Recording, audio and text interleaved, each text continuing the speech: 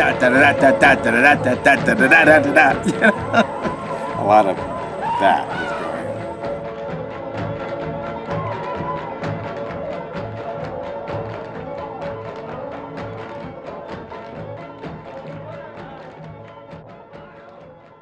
The Green Grass Cloggers formed in 1971 in Greenville, North Carolina. The early members of the group in the flatlands of eastern North Carolina were geographically removed from being able to immerse themselves in the mountain styles of clogging in the western part of the state. But from the dancing they saw when they traveled to fiddlers' conventions, they also knew they wanted to dance differently, with their natural energy and a relaxed aesthetic better suited to their generally rebellious mindset.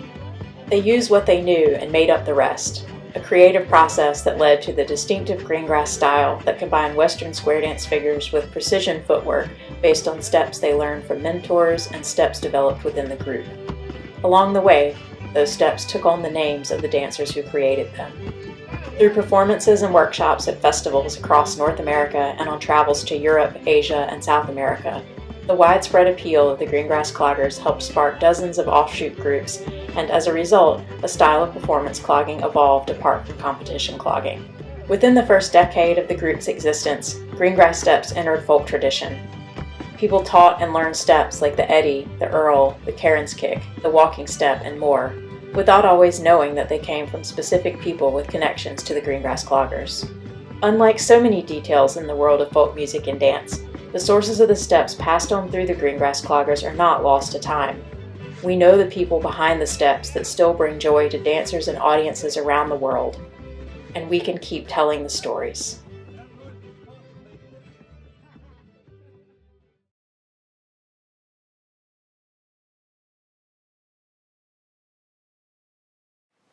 Well, the first time I went to Union Grove, I was, I think, a sophomore in college. I didn't even know what a banjo or a fiddle were. I just wanted to make some kind of scene, you know. I was introduced to clogging, but had the opportunity to listen to the Smoky Mountain Cloggers, who I later came to really love and respect. It just sort of stopped me dead in my tracks. I just couldn't believe what I was hearing, and all the rhythm changes and stage presence, it just won me over. I was never the same after that. So I was really compelled to start a group in Greenville. I was working at the crisis intervention place in Greenville at the time, and so I used the Real House living room on off hours, drove the people who lived there completely crazy, because all we did was talk about clogging, and we were obsessive compulsive about it, at least I was.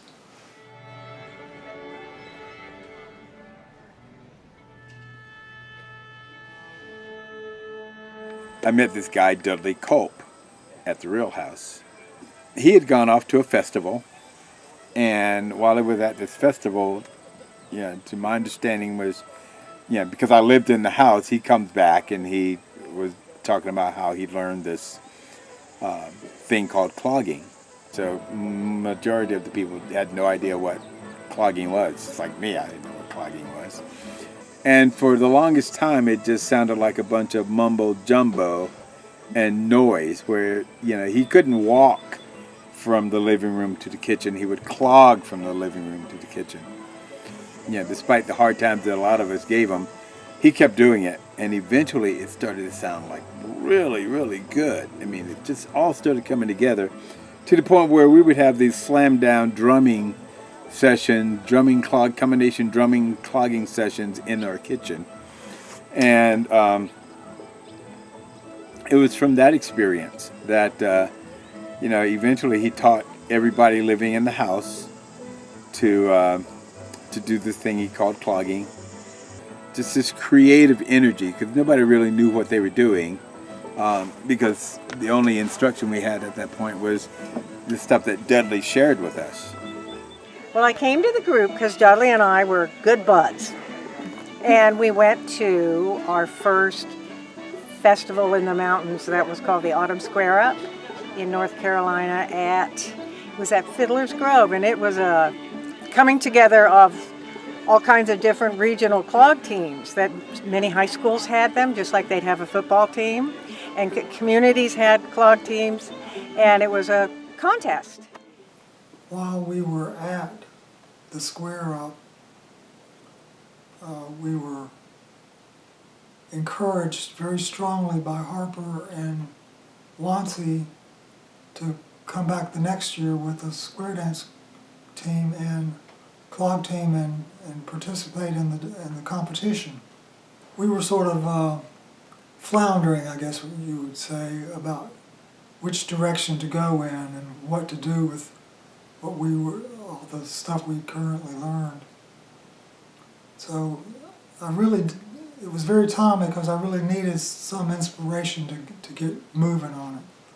So we made up our minds to give it a whirl, and we did.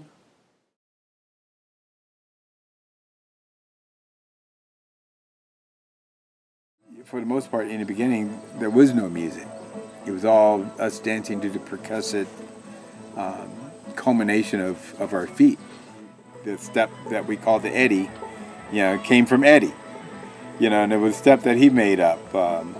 The Jerry, the Earl, Karen's kick.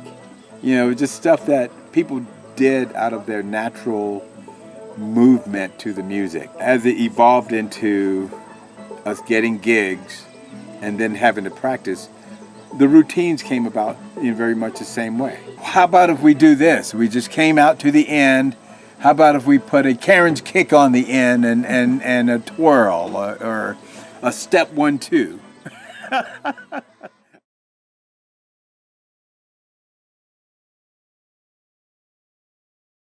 We were able to put on workshops that were just wildly successful. The dance floor would be filled every time we would do a workshop. We did a lot of festivals here in the U.S., and there were so many teams in the U.S. formed from those workshops where they learned basic things from the cloggers. Part of the reason is that people that took those workshops could see how much fun we had. They could just see it in our faces that we were having a good time doing this thing, and it just made them want to do it. And so I think that had a lot of influence. I think that affected everything, and people just wanted to learn how to do it, and they did, and they took off and made it their own. And that kind of influence had to happen with something that started just for fun that many years ago. But that was part of it for me. It's just a community thing, not something to just keep to yourself, but also to share with and see how it might uplift other people. If you didn't share it with other people, then it wasn't going to go anywhere, For somebody to say, hey, I learned this step from the Green Grass Cloggers,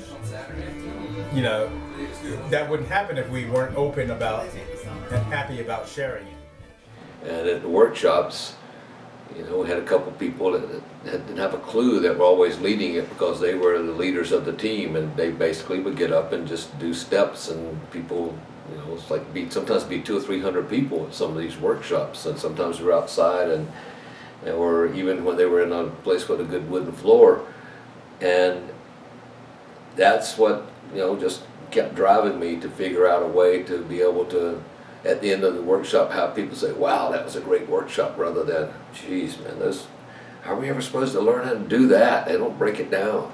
It's a process. You got to tell people where your weight is. You got to tell people, what's going to happen next, not just get up there and keep doing it over and over. What we always needed was somebody who could teach the basic step at the beginning of the workshops, and then maybe we could teach the Jerry or the Earl, the steps that fit in with it. And but as we were doing these major folk festivals, that's when that whole idea of everywhere Green Grass Cloggers went and performed. You're talking about the 70s, and there's all these college kids and the revival of traditional music and old-time music and the whole folk scene, and then the role that the Green Grass Cloggers had in that really played into when we would leave town. The people that had taken our workshops had enough confidence that they would jump out, and the next time we'd come back there would be another clogging team there. Planting that seed and being, for most of us, being really encouraging that yes, you can do this. I think was a 25th year reunion that was at Leaf Festival. There was an English couple there, and they bring this album of pictures over, and it was all these photos of English clogging groups. And there was like, I don't know, 60 or something different ones. And they had learned from some ex-Green Grass Cloggers that had gone over there in a different fashion and taught workshops over there, and it just exploded there. And I just was in awe that it had that much influence.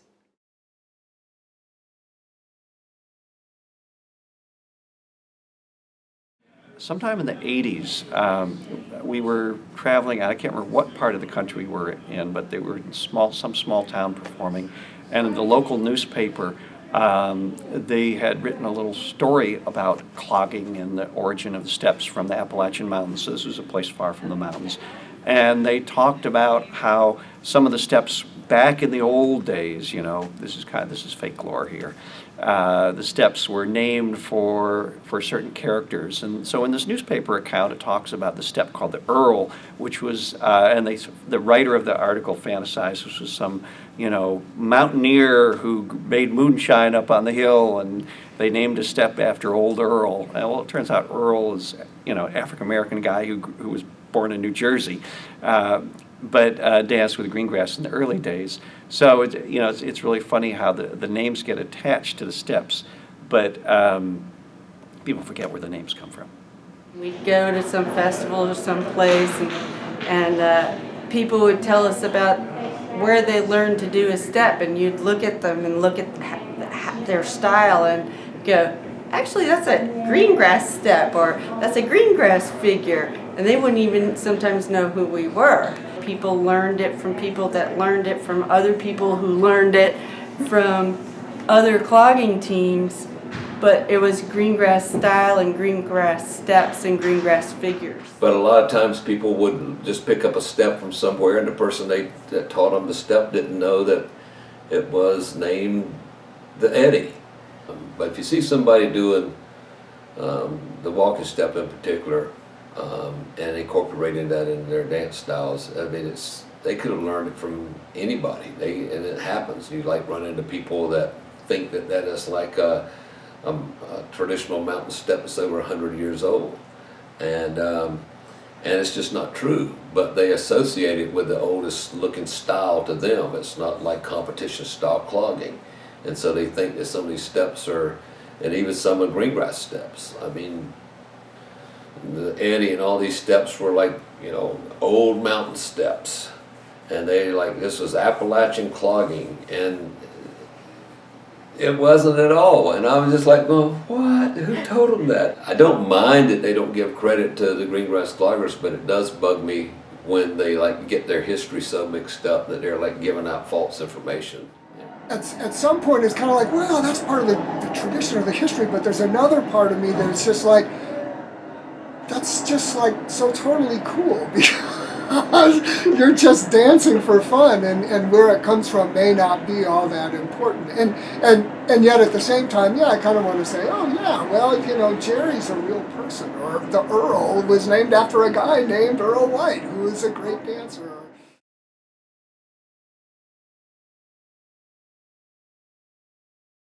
Just because I knew somewhat the history that they'd been around, but then the fact that these people have steps named after them and they're still dancing. And so it's like you can connect the history side of knowing that they created the step and yet you can still dance with them. When I learned the steps, I didn't know any of the people. So I learned the names of the steps and then was able to place them with people as I met more green grass cloggers. It really is fun to meet the person that creates a step for the first time. I felt like I was meeting a celebrity. It was kind of like meeting rock stars for me, because I had performed those steps. It was like meeting the folks that invented what it was that I was doing and loved. So that was really cool. I know I learned some of the steps pretty early on before I joined the group. It was such a pleasure years later to finally meet these people who had learned the steps, because you forget where stuff comes from. sometimes when you hear folks say, oh, well, this is a really traditional dance, it's da-da-da-da-da-da-da, and you kind of want to say, yes, it is, but at the same time, that tradition has a name. Anyway, yeah.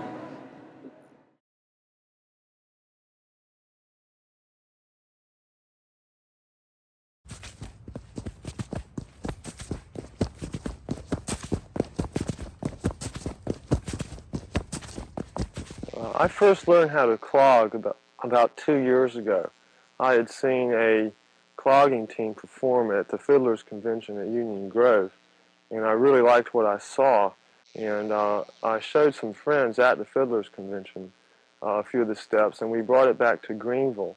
And we had a bunch of friends that were interested in bluegrass music and in dancing, and we just slowly got the idea of a clogging team because we had all seen it and liked what we saw.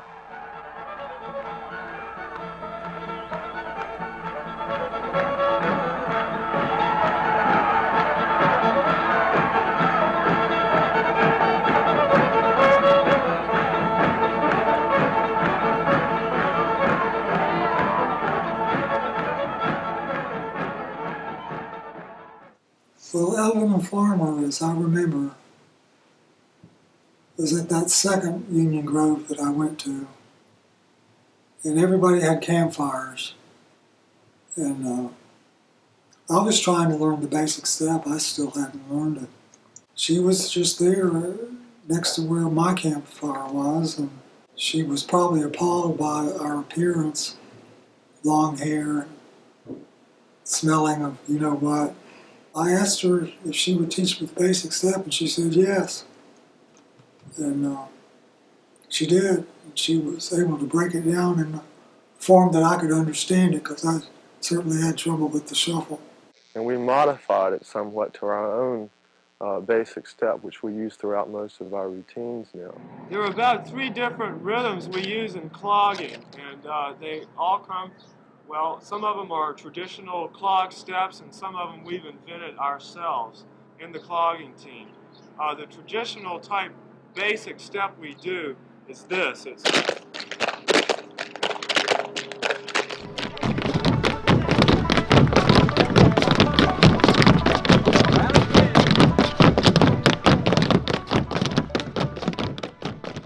well, the hardest step was the basic first, getting that right.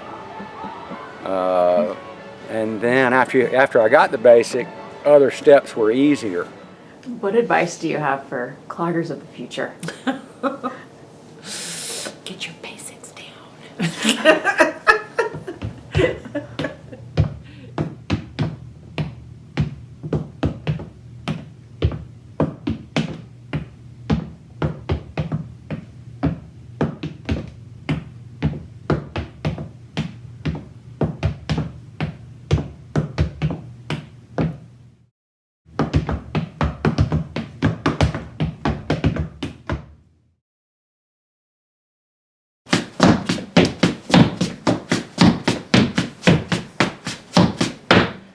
This is going to be a little explanation of what most of us think is the first original Green Grass Clogger step, created by Dudley back in the very earliest days. He'd come up with his version of what's now known as the Green Grass Clogger Basic Step.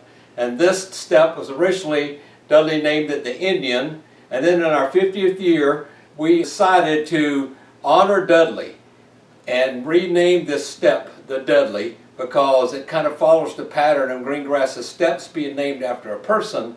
But the step is very, very much a signature step of the Green Grass Cloggers, and it goes back to those earliest days.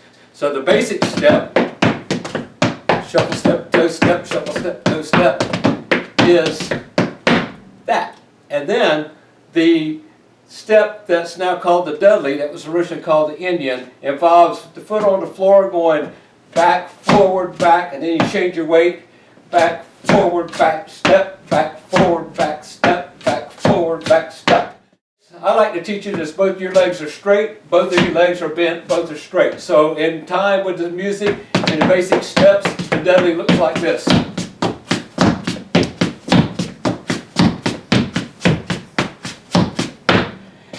and it's got that very distinctive sound. But I'll do it one more time, and I'll do it facing and then I'll turn it sideways. So.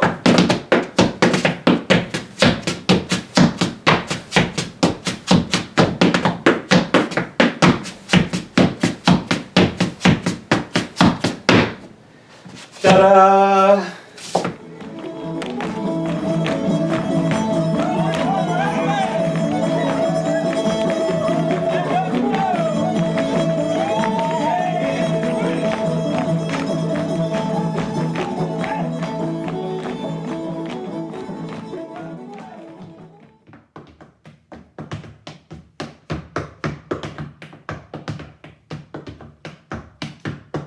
The first and only time I met Eddie Smith, he was not at all what I expected.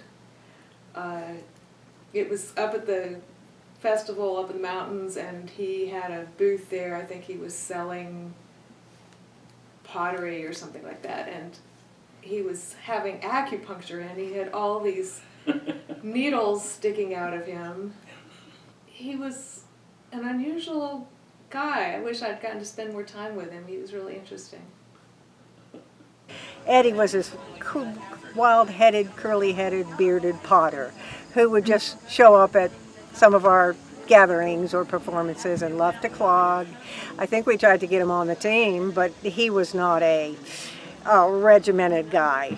Eddie is not a group joining type person. He is the biggest individual in the world of clogging, but he is still a great dancer, just a great dancer. He told me he thought the Green Grass Cloggers were too organized. Yeah. Well, this is from an artist, you know. Lord have mercy. That's a scary thought. He told me just outright that he didn't want to be part of a group. He enjoyed just doing his flat foot thing by himself whenever he felt like it. Not conform to practices and people being annoyed and all kinds of things like that. He just wanted to do what he wanted to when he wanted to. He's the one we got the Eddie from, and that was a big, new, cool step. And we hurried to get that into something. So what's your favorite Green Grass Clogger step? The Eddie. Maybe because it's a little tricky to be able to do when you kick back and back up. So it's a little bit tricky because you got to get your foot up real fast so you can kick back and then forward.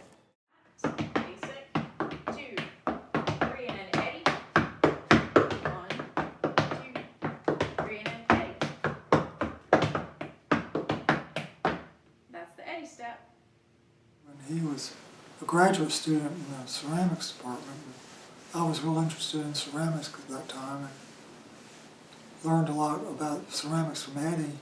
Also learned that he was an incredible flat foot dancer. So one afternoon, I forced him to show me some of the steps that he did, the flat foot steps. I went back and with what I'd learned from Eddie, I formulated into the step that we now use. So that definitely came from Eddie, even though he was never a member of the team.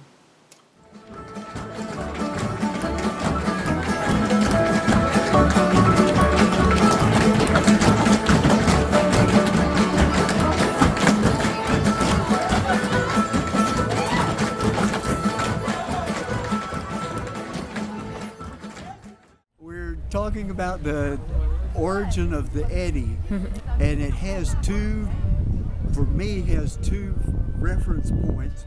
Union Grove, still in the early days at the gym, late on probably Thursday or Friday night.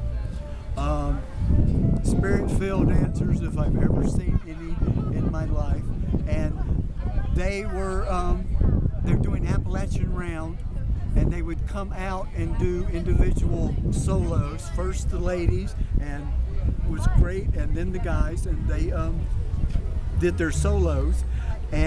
But the girls had on crinolines or whatever, and they had a really high kick. And I always remember it was kind of a wind up to get into that kick. So that's where we're going to go from there. Lumberjacks or whatever, dancing fool in this glass thing with a paddle. And it had something for a quarter or whatever, it had some kind of ragtime music that it played.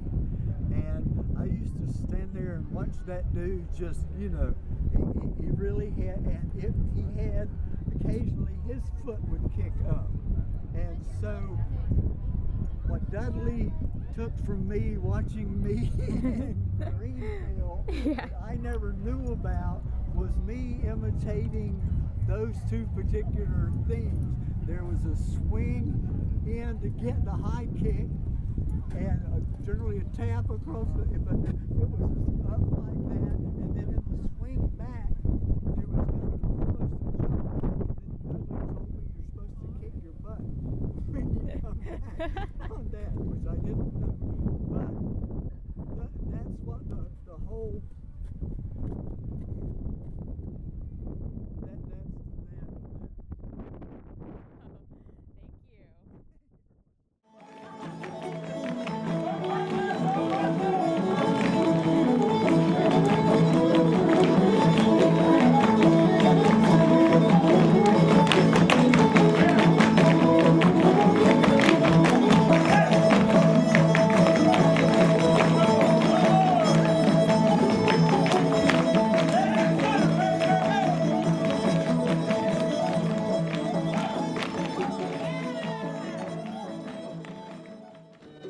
Years ago, I couldn't imagine that I would be clogging 40 years later. So it's like just imagining how somebody could do something for so long and still feel the joy and the love of it.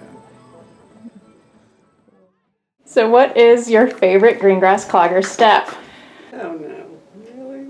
I think, you know, just in general, I'd say the Earl, because it was like, it's a syncopated thing, and the first time that he did that, we learned, I went, oh man, this is cool. You're just doing do. I mean, it just was a syncopated, neat thing. So yeah.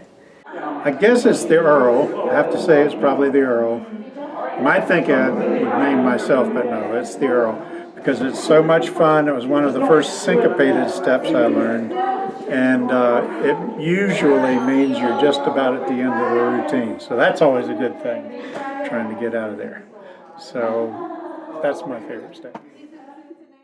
You know, well, the Earl. I just really love the Earl. Why do I love the Earl? I don't have a reason for it. It was one of the first ones I learned that had a name. Maybe that was it. I think it's fun. I think it's, you know, it's at the end of the first routine that I learned. So, yeah, going with the Earl. Yeah. Although the Earl, I mean, you gotta love a big swing and a high jump. So this is a hard question. You're asking me to play favorites, and that ain't right. It's the Earl.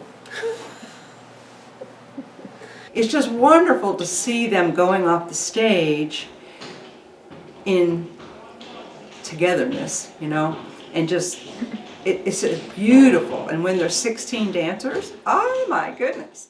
Such a signature step of when Green Grass started. Photographs of everybody being up off the floor doing the Earl when you lift up in the air with your hands going up. And in those days we got a lot of air all the time. In '72 I was working in the cafeteria, Jones Cafeteria at ECU.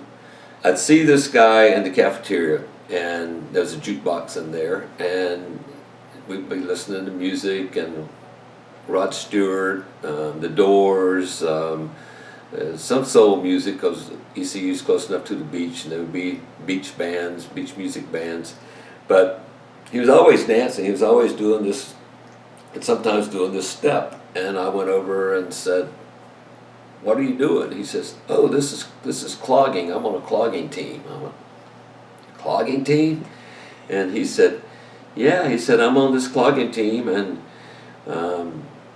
he didn't say, "Oh, we're the world champions" or anything. He just said, "Well, we're dancing tomorrow," and this is on Friday, and we're dancing tomorrow on the mall at the McGovern rally, and you should come down and watch us dance. And so I showed up the next day and watched. Earl was wearing his black metal fireman's helmet at the time. He wore that for definitely over a year, maybe a couple of years. That was his head cover. He was just so joyous in his dance and just had a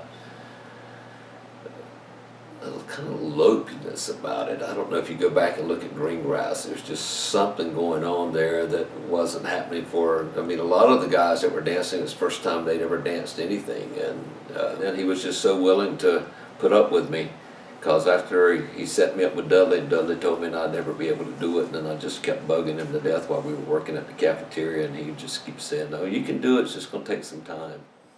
I finished high school in North Carolina, and I grew up in New Jersey, but my grandparents farmed in eastern North Carolina, so I was always pretty much back and forth.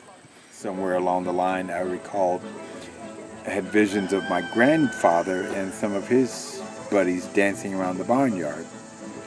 Well, as I thought about it, later on, they were actually clogging, but mostly flat-footing. When I started college, I had this roommate at the university, and we didn't get along. We didn't get along at all. It was like two opposite poles. And lo and behold, at the real house, there was a closet. And it was a long closet. I mean, it was only about yay wide, but it was really long, and it had a window at the end. And I started renting that closet for $10 a month, and that's how I came to be living there. And I loved it. Again, just thinking back on it, there were a lot of people who came into the group because I was very open about sharing the dance and wanted to bring more people into it. And it wasn't even like making an effort to bring people into it. It was more so just sharing it, and they thought, wow, that's really cool. Oh, well, why don't you come on over? He had charisma. He only invited beautiful ladies to the team, but it was a different time period back in the early 70s. People didn't like to see a black guy dancing with white girls, and so we got into some hairy situations at times. It didn't matter that Earl was black or white or what color. We just wanted him there because of his presence.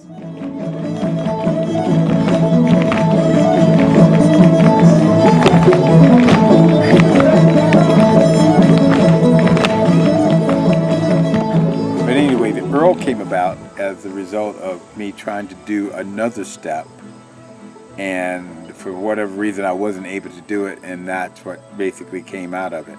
And at the time it looked good, felt good. The essence of the Earl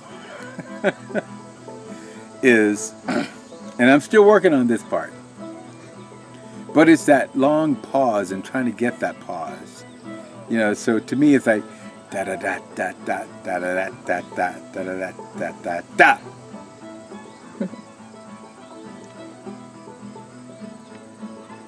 Dot dot. You got out there, you did this routine, now you're going off, and here you had this step that just kind of lifted.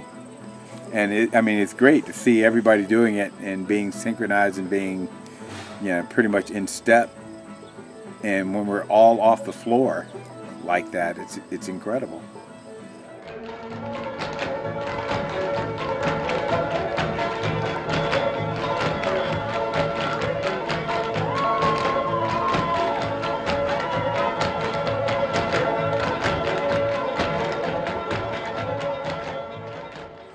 Over the years, I've spent a lot of time sharing it, and so it's kind of like it has this infectious kind of aspect to it, where if you're doing it and you like what you're doing, and other people see you doing it, and they see that you like it, then it enhances the possibility that it's something that other people want to do as well. So a number of years after I had actually quit dancing with the group, you know, I got hired to do clogging workshops at a lot of camps and whatnot. When they heard about the step named Earl, called the Earl, and this was before there was a lot of media, there was not a lot of visual in terms of pictures, but they would put the person's history or story in there. So a lot of the people thought that this feeble old man was going to be coming out to teach this step, whereas I was just, I considered myself a young guy back in those days. The Green Grass Cloggers have had such an impact on so many people all over the world. I mean, years ago I met this gal and she told me that she learned to do the Earl, a step I made up in a bar in Germany. I was like, wow. You know, to me that was huge. But yeah, just seeing the reaction of people, you know, who have often come up to me after they have learned to do the Earl in some workshop somewhere taught by someone else. I don't know, it puts me in awe, you know, just thinking, wow, you know, people are actually doing this step and they love it. So, you know, I don't know, it makes me feel good.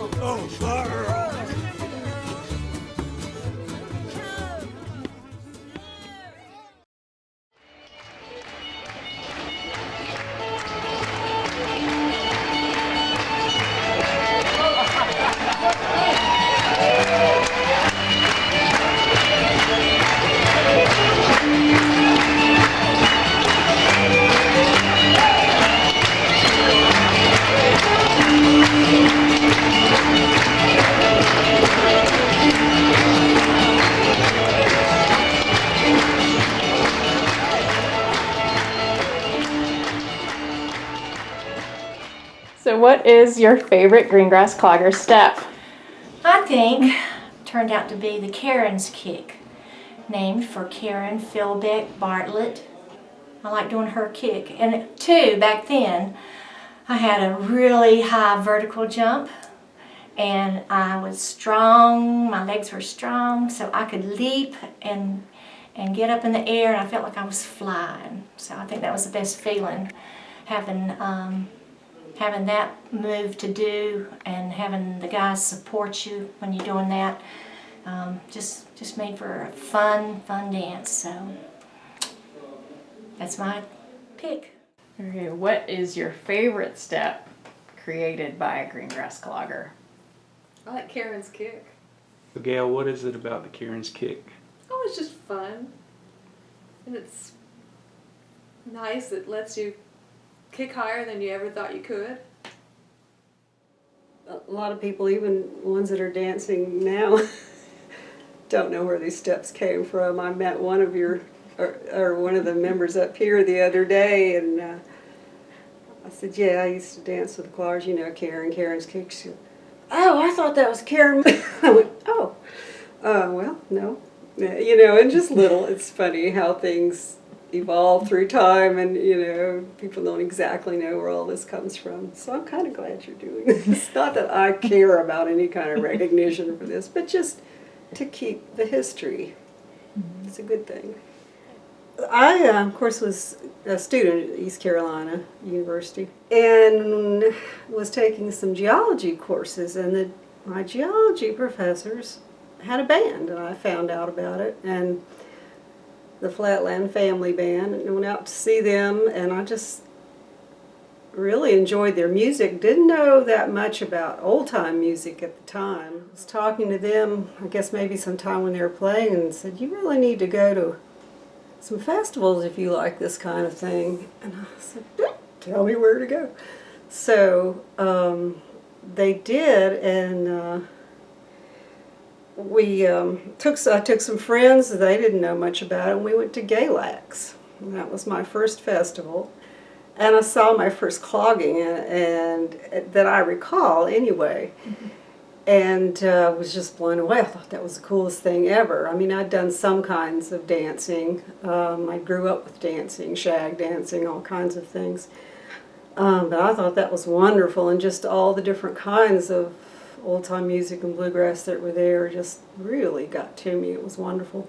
So I came back, and at some point, I think it might have been the Chicken Chokers or some band that had a rubber chicken they were swinging around, came to ECU, and I saw Dudley and Tony out there clogging with them at one point. I went, that's what I've seen, that's what I want to do. So I ran after him after the show and asked him about it, and asked him to show me something and show me the step. And they said, we're trying to get a group together. Would you be interested in coming? I went, yeah. And so that's when we all started just gathering and learning some from each other. And we go out and try to find other people that knew a few steps or knew something about it. And really started the ball rolling to get the Green Grass Cloggers together.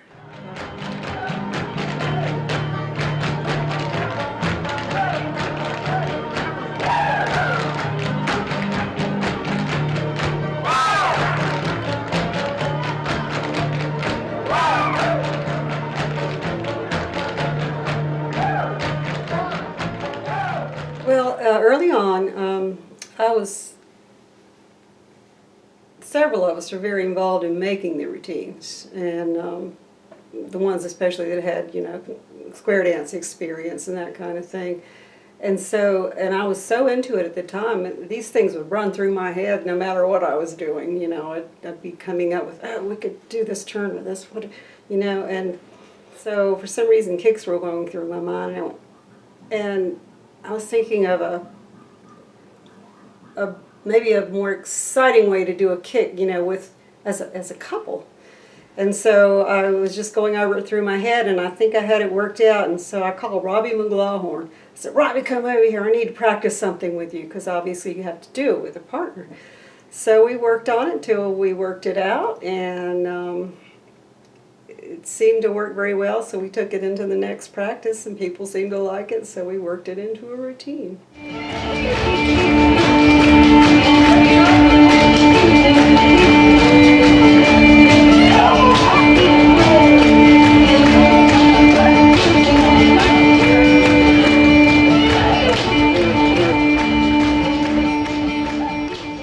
It bothers me when I see poor posture doing it.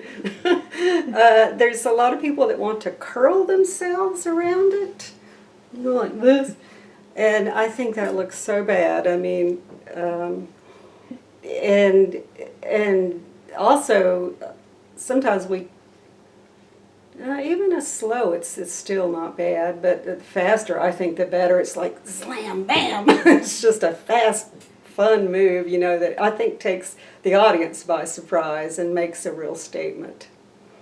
Say that okay, so about the low kick. With the kick thing and curling over, I see it more with the guys, and I feel like they're restricted by their jeans for one thing, and they're protecting their backs, and so it's a little harder for them to do this. So you should probably all wear dresses. So if you were explaining this to somebody for the first time, how would you start this out? You start with your basics. So it's a shuffle, step, ball, change, obviously. And you have to do 3 of those coming towards your partner. And you grab your partner's hand, left leg up, and back. You're really bracing against each other, holding each other. If you let go, you're both going to hurt. And again, trying not to do this. Back as straight as you can. And kicking, you want to do sort of high. We used to go as high as we could, but then you'd have some people going up here and some people going here. And so it's, of course, better if you're in a group to have a little consistency there and try to, like your head or something, or your shoulder. You know, just have some kind of consistent place you want to try to kick for, so that it looks a little bit consistent in the group. Did you bring the Geritol? Gin and tonics? Is that what you said? We might need a glass of wine.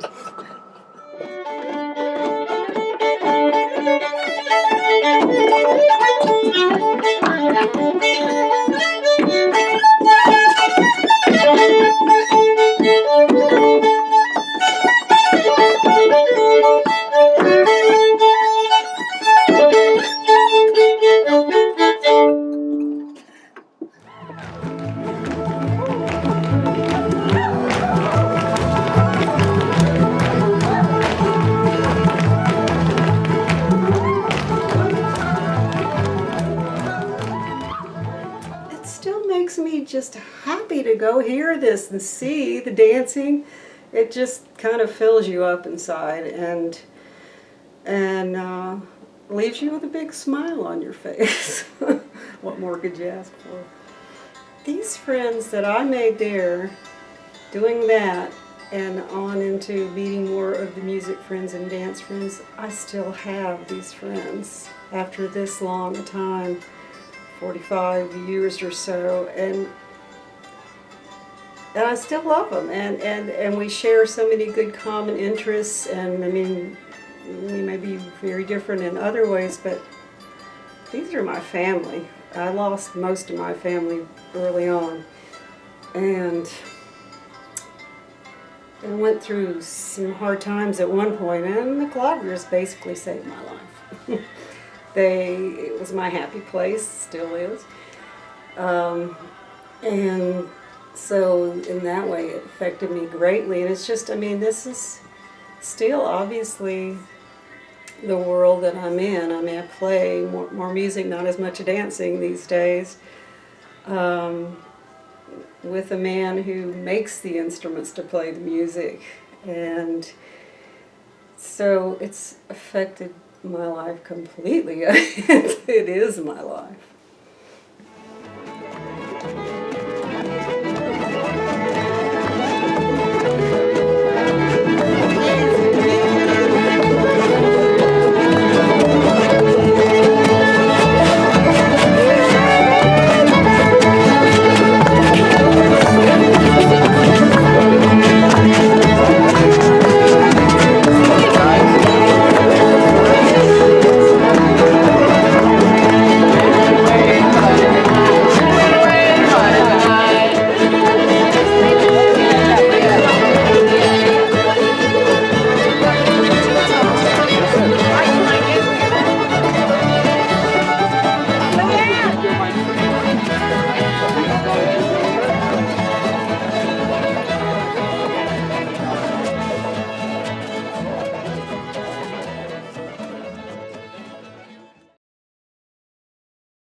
Behind the stage here, somewhere, is an old Green Grass Clogger by the name of Jerry. He's on the stage, and he's going to participate. Turns out Jerry invented one of the steps here called the Jerry. And so for the Cane Creek Cloggers, if you have the Jerry, you know where it came from. This is the man right here. Alright, Jerry doing Jerry. Isn't that the department of redundancy department?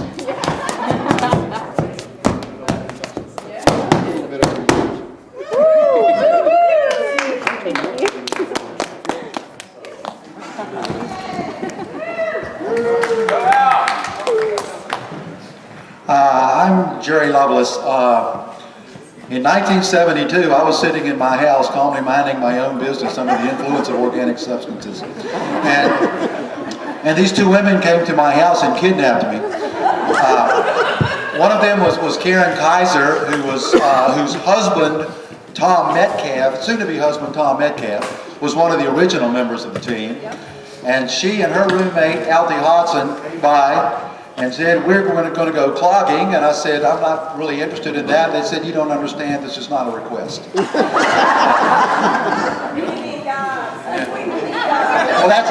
Well, that's what I thought. They said they needed guys. I found out it was only for dancing, and another bubble shot the hill. But anyway, I went and, saw a bunch of people that were damn near as crazy as I was, and it seemed like a good group of folks to stay in. And there's a step called the Jerry, and that was mine.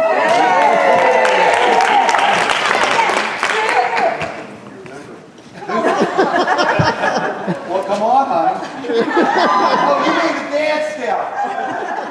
I think I found out that the Jerry was Jerry when Jerry came to practice. And then I was like, oh, here's this living legend, the Jerry, that this stuff, the Jerry, is named after.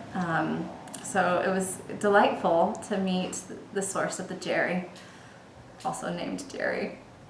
Jerry comes to mind in doing the Jerry, and there's so much movement in that step. And I think that's appropriate to Jerry's personality. The worst thing trying to do the Jerry is in front of Jerry. I really love the Jerry, personally, because I love the real Jerry in real life. Meeting him was a ton of fun. I would certainly say that Jerry ranks right up there. It's very satisfying to do. And I love the rhythm of it. That dun dun dun dun dun dun dun dun dun. It's just like, it's awesome. The first time I ever saw the Cloggers, I knew the team existed again because of the folks I had talked about. I knew the team existed, but I'd never seen them. And again, I haven't been on campus in a really long time, but back then they had what they call the campus mall, which was, big open space in the middle of campus. And they used to do concerts there. And I went to watch, to see the Cloggers. I liked that kind of music anyway, so I went to see the Cloggers.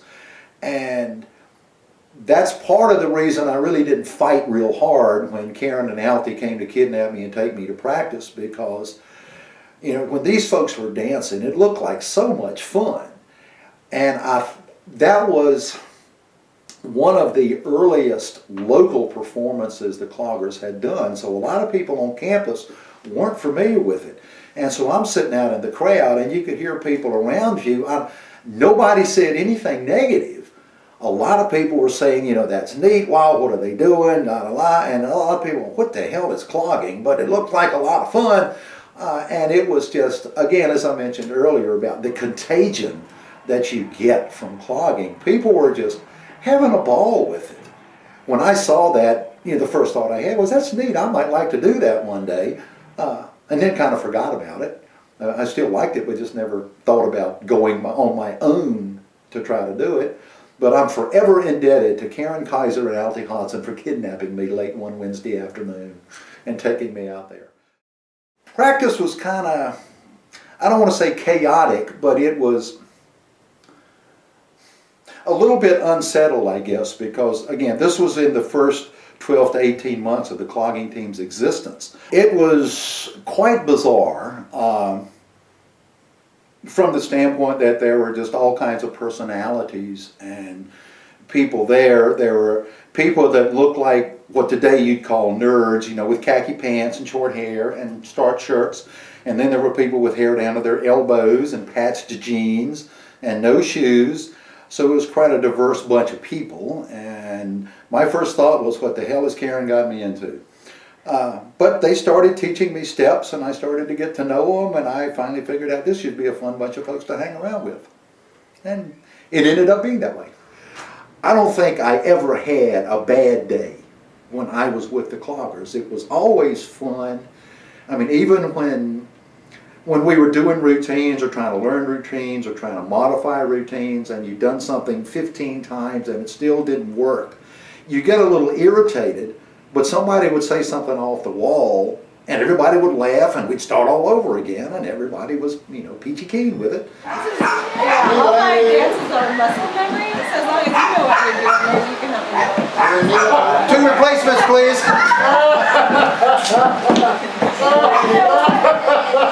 You don't have to think it's that funny. When I joined, they had just learned the teacup and were putting some little modifications into it here and there, so that's what I got into. They knew they wanted to do more routines, and they started working on the third routine of the time, which was called the pivot. Everybody was trying to figure out different steps. We were learning steps from other teams. In particular, there was a couple of steps called the Smoky Mountain 1 and Smoky Mountain 2 that nobody could quite figure out. Then everybody got to figure it out, and it sort of worked. But everybody was trying to come up with something a little different. There were steps that cloggers and non-cloggers had created, like the Earl, which Earl White made, and the Eddie. Eddie was not a clogger, but he was a good friend, and Eddie Smith. Doug Baker and I actually started out trying to figure out a step that had 6 sounds to it. And we could never quite figure it out. But in the process of trying to develop a 6-sound step, I ended up, I guess I should say, coming up with what ended up being called the Jerry step. Doug thought it was neat, so he said, y'all guys come and watch this. And so I started doing it, and they said, yeah, we can put that in somewhere. And so it ended up going into the pivot, and been done ever since. And so when it all gets the way it should be,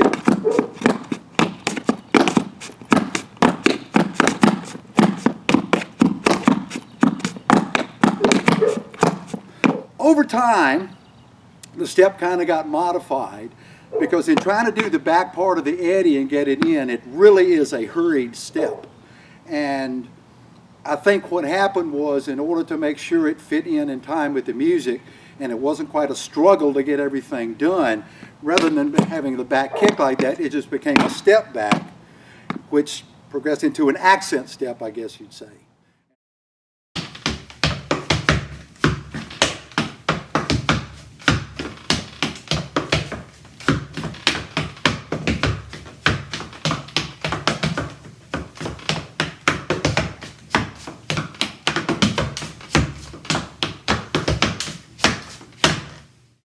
Jerry really nailed it with coming up with a step that performs super well, and it's a little bit harder and more maybe technically proficient than most of the other stuff that we do. And yeah, way to go, Jerry.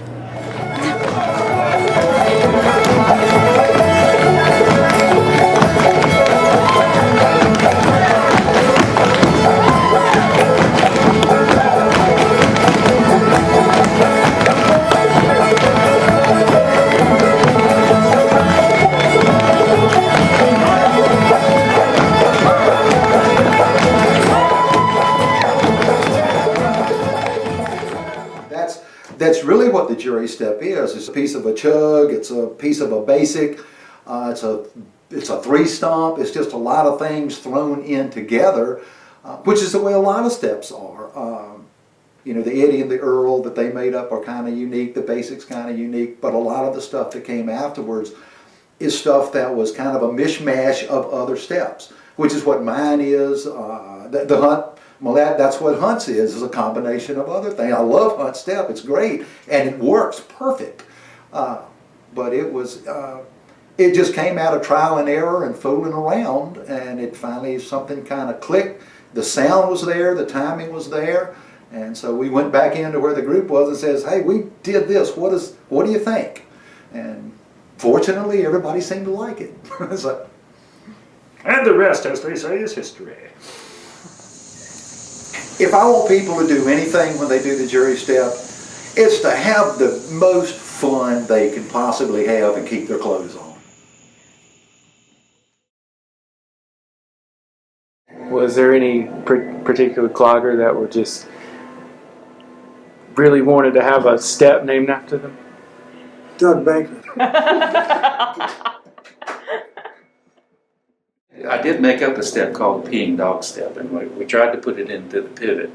And Dudley smiled at it, and nobody else liked it, so it never made it into the routine.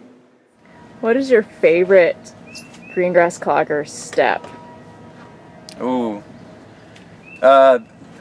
When Doug Baker taught me the variations of the Smoky Mountain and that chug forward, and then all the extra wiggles and wrinkles that Doug would put into all the Smoky Mountains, that's my favorite Green Grass step.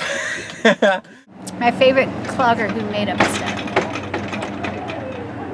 Well, I think that, well, Doug Baker with the Possum Hop, come on.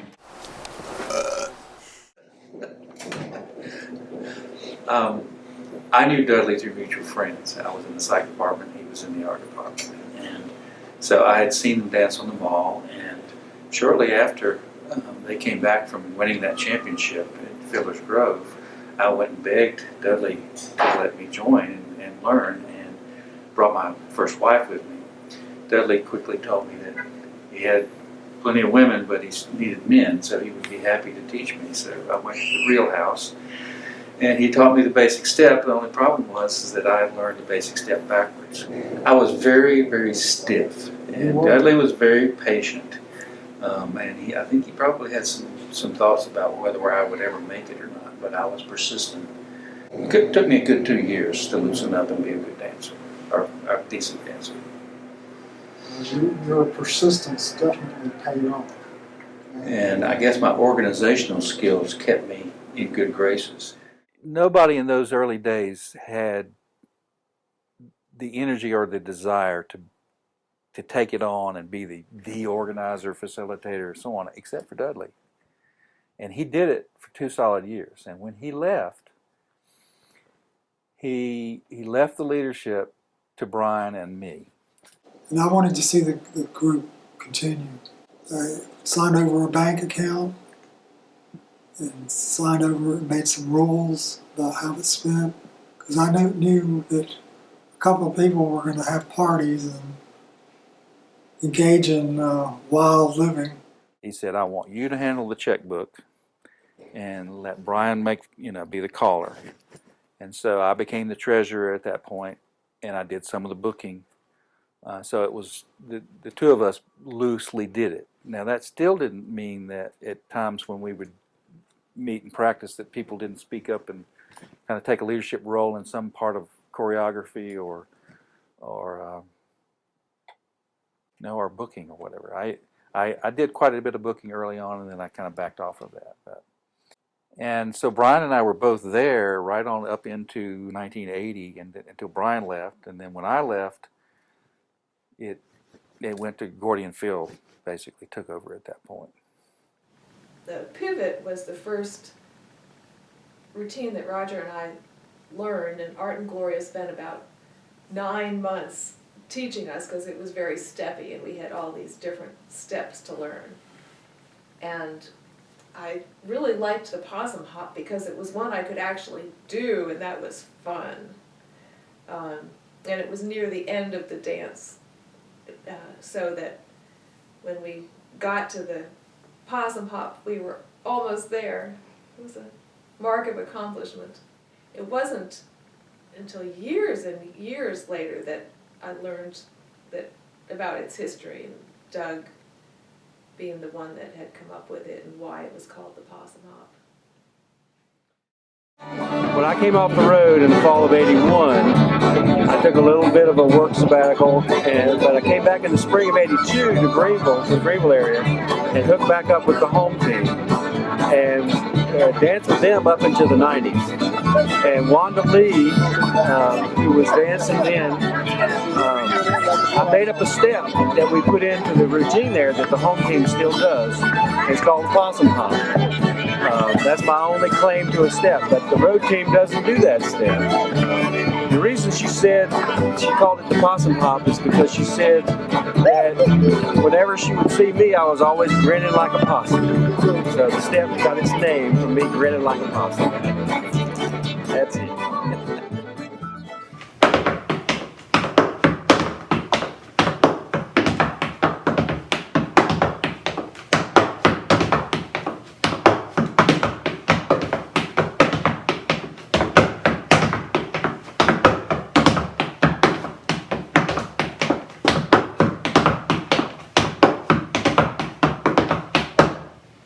That's the Possum Hop.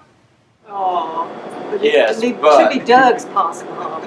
it may be the only one you made up, but the one that you're most noted for is that step where you swing your leg back behind you. And what do you call that That's step? Smoky Mountain number 3. Smoky Mountain number 3. Do you have a favorite step that has come from the Green Grass Cloggers? Well, it has to be the Smoky Mountain. I mean, I love them all, but that has a special place in my memory. It was the first thing that really grabbed my attention. And I mean, it grabbed when I saw them dancing, and it definitely was a game changer. It was a while before I learned that one. We had performed that year on stage, and it was toward the end of the festival. And everybody was, must have been on Sunday, and everybody was packing up and leaving. And the Smoky Mountain group had a school bus, and it had been raining terribly. I mean, just downpours, and mud was very deep. And I saw that they were leaving, and I hadn't learned the step yet.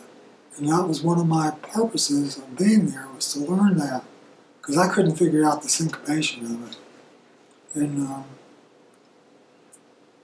so I went and banged on the door while the bus was moving and made them open it, and I said, "Look, you didn't teach me the step." And so a couple of them came up to the front, and on that metal school bus with all the mud and everything, they taught me, and I took it away home very happy.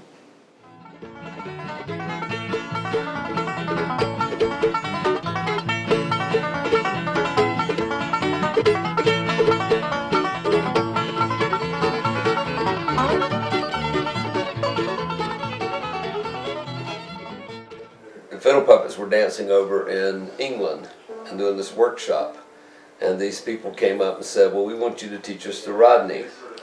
And I went, "There is no step called the Rodney." It's the step that I usually do in my freestyle. It's one I learned from the Smoky Mountain Cloggers at Union Grove Fiddlers Convention.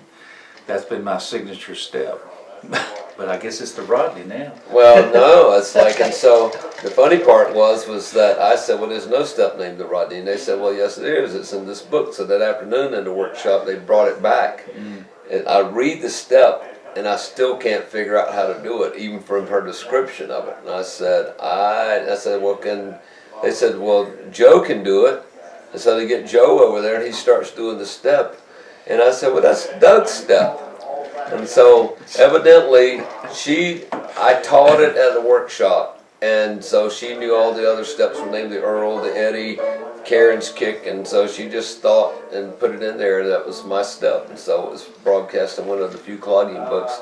But I gave full credit to Doug Baker for at least making it famous. But it ain't my step. Well, it's the Smoky Mountain step. It's your signature step. Oh, that's the story. That's it. Truly inspirational. Okay, I'm going to show you the Smoky Mountain sequence that we learned from the Smoky Mountain Cloggers back in the early 70s. And the first one is Smoky Mountain number 1, which goes like this.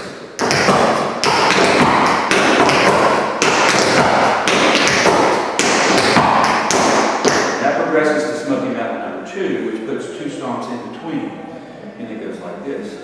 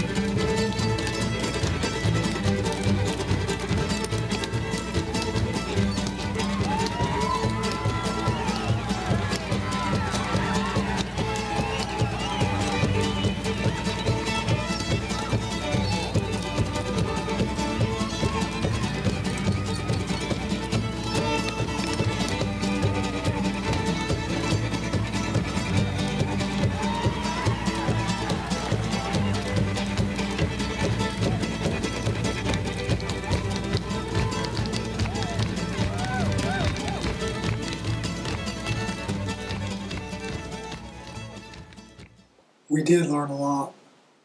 Just styling, just presence, stage presence, from people like Willard and Hansel Aldridge.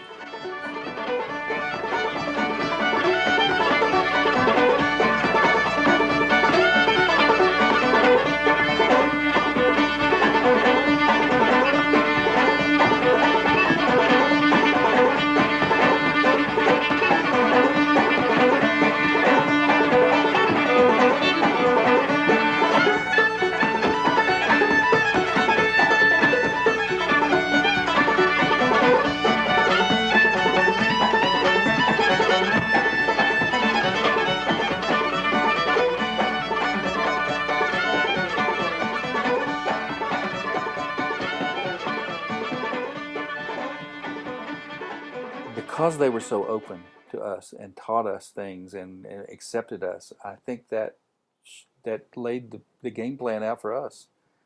You know, it's got to be that way, and that's the way traditional music was passed on for all those years, and traditional dance was passed on. It was multi-generational, and it's wonderful. Can you imagine if this group was all 20-year-olds?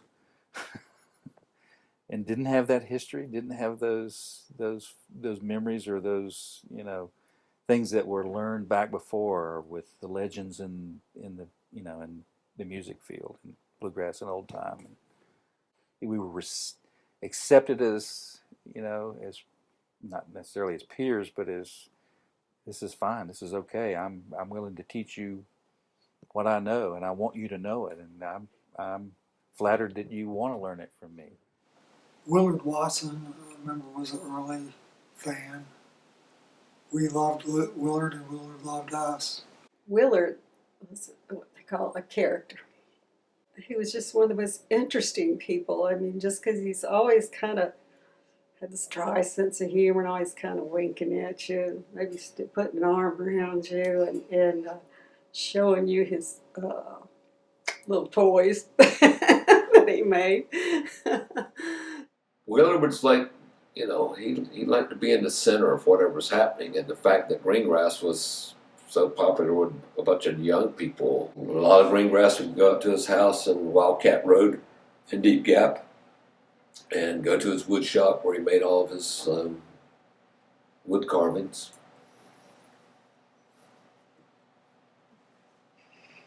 But it was a wooden gun, and there was a couple, like one was laying on the barrel and the man's leg went down, that was the trigger, and it moved in and out and had all these moving parts. And he would have that in his pocket. It's a piece of folk art. It was just make people laugh. And but the man was such an interesting dancer, and of course we all learned many steps from him, and would show off his own particular style at certain workshops and schools and various things, and attribute it to him. He was a big influence on him. We loved to hang around him, and of course he made really good moonshine too. So yeah, I hated to see Willard pass on, because I just don't meet characters like that anymore. It's kind of sad. You know, the first time I ever met you, Willard, was down at Durham. That was right. And Fred Cochran and me was on the stage playing Old Jimmy Sutton. That was right. And the first thing I knowed, I heard somebody kind of behind me go to dancing back there, and I mean, there was a dancing too. Well, I looked around, and there was you. Yep. I didn't know what your name was at that time. I saw you over at Pierce Van North Fiddlers Convention, but I didn't know what your name was. Well, it had intermission there and had lunch. Yep. Went on out there, and you was eating about 10 steps from me, and I saw you over, and I walked over and I said, Mister, I said, I seen some good dancing out there a while ago. I said, you done some real good dancing. You said, well, I had something to dance by. That's right. That's exactly right. So, are we ready to go now? All right, let's try her again. How to play an Old Jimmy Sutton. That was right.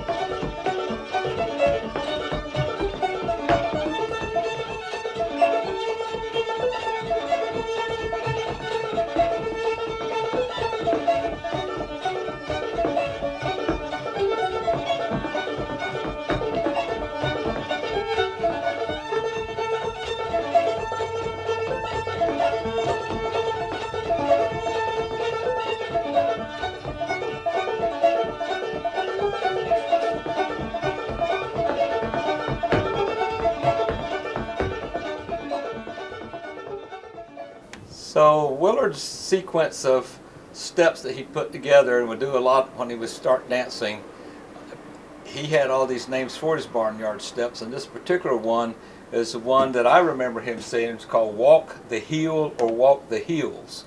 And they're talking about the part of your foot not going up an incline of a hill. And so Willard would go up on his right heel, his left heel, and then his right toe and his left toe. So the step would look like this. And you think of this lame, tall, lanky fella, that his body would just kind of undulate up as he was doing it. And then he would scoot into the barnyard slide. So we asked him about it, and Willard gave the explanation that when he was a young man and he would get these hand-me-down shoes from his older brothers that would already have holes in the bottom of them, and he was in the barnyard trying to be careful where he stepped, either stepping on his heels to keep his soles of his feet out or up on his toes, and if he stepped in the wrong place he would go into the barnyard slide. Now after you've slid in the barnyard, you got to shine your shoes, so he shines his shoes like this. Then he's got one he calls Ring the Chicken Neck, and it goes like this. And one he calls Snake in the Grass, and he said, my Aunt Betty does this one better because she's got a better swing in her backyard. And it goes like this. Okay. You swing pretty good there.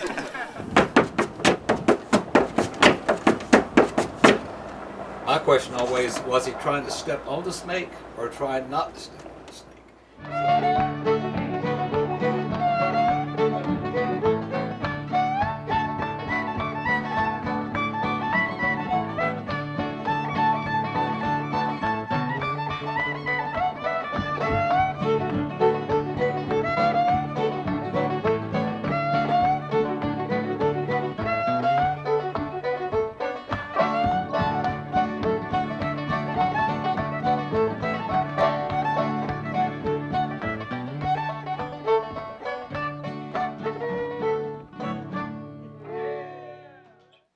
Hansel was more showy than Willard.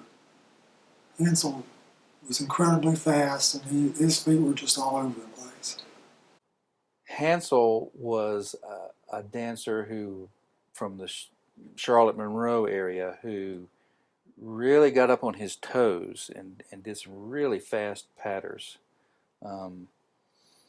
And Robert, I didn't know Robert as well as Rodney knew Robert. I went to dances at his house up in near Boone. Oh God, honey, I had some wilding, but nobody never got out of hand. I called dancing and we danced, and I flat-footed, and I done the buck dance. I done the hell I could, cause I got clogging and buck dancing about the same thing about. I done a lot of it. I used to do it all. Them feet could talk, and I'd be sitting down. I was always serious in the dance when I was a kid. I kind of fell in love with it.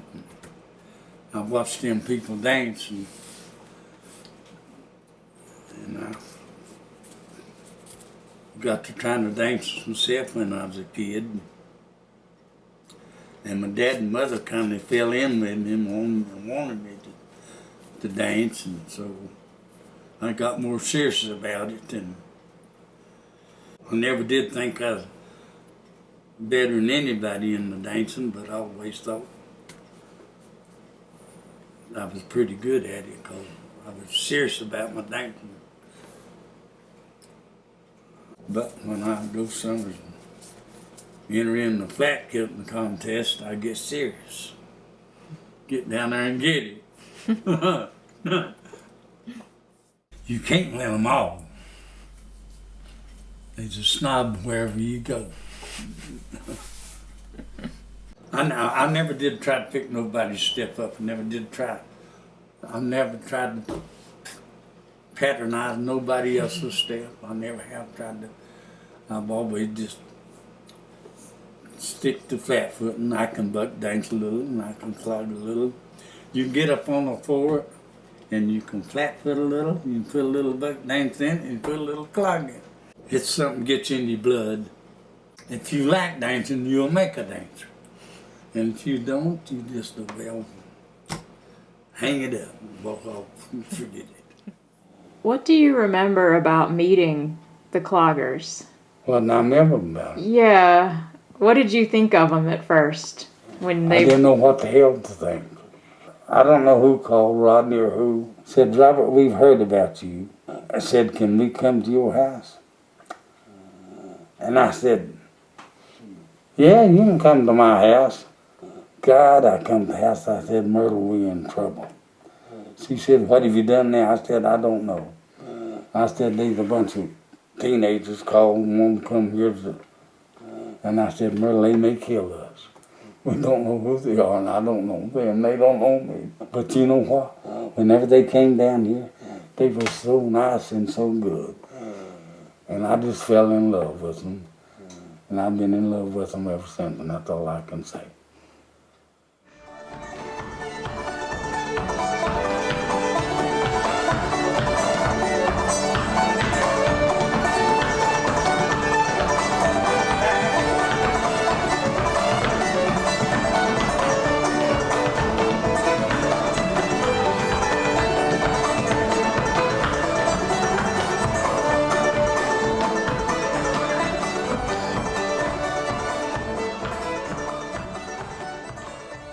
The night that we came down to Robert's for his dance party, at that time the Green Grass Cloggers had pretty much been our whole basis for our dancing was what we called the basic step. And it was very much a down and up motion, bending your knees going down and up to the music. And right from the get-go we could tell Robert was doing something a little bit different. He actually was starting off at a place and would lift up and pull his foot back instead of go down and push his foot out as in a shuffle. And so that was pretty obvious, just watching how he'd hold his hands. He's always got his hands going up like this when he's dancing, and this very up motion. Yeah, keeping time with it. Keeping time with his hands. But there was a sound that he was making that we could not figure out where it was coming from. And so that's why we were laying down on the floor. It's such a subtle sound, it's such an important sound to the walking step that we couldn't see it. You couldn't. It's still really hard to see. If you do the walking step up tempo, people still have a hard time of figuring out where that sound is. And it's the sound that happens right before you put your weight down to change from one side to the other. And it's what I call a toe drop. It's like a very quick little tap with your toe right before you put your foot down flat on the ground or floor. And that little toe drop was what was throwing us off. And then he sneaks in this little heel sound on the other side in between shifting his weight again. So there's two very, very hard to distinguish where those sounds are happening, because danced up tempo to a regular fiddle tune, it's all happening so quick, it's really hard to see. And so I always give credit to Amy and Eileen for being the ones to be able to figure it out. And the other thing we figured out that night was the step, the way Robert does it, is a step that crosses the phrasing of the music. Now if he stays on it real regular and rock solid like he always did, it'll come back around. It's not like he's getting off beat, but the step is not as even. We were so used to hearing all the Green Grass Cloggers basic steps, 4 basic steps fit to, 16 measures of a tune, and any accent we did fit exactly that way. But Robert's walking step, if he repeated it over and over, would cross the phrasing from like the A part to the B part of the music. But if he stayed with it, and if you do it, anybody does it and sticks with it, it will come back to the top of the music every so many times through. Here's the best I can do Robert's step.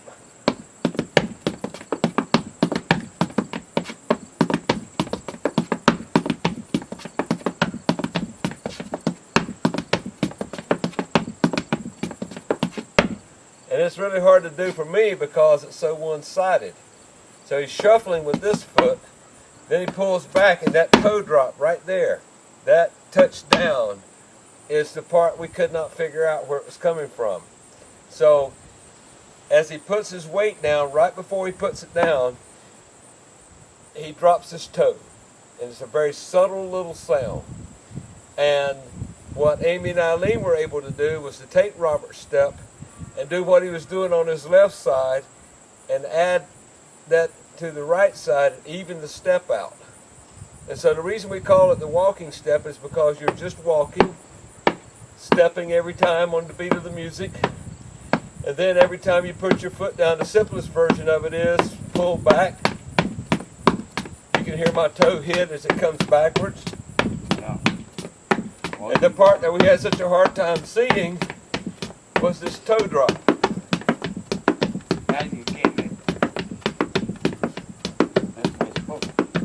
And then the fourth sound that comes in is really the third sound of the step. And he puts his heel in on the other side before you pull your foot back, and it sounds like this.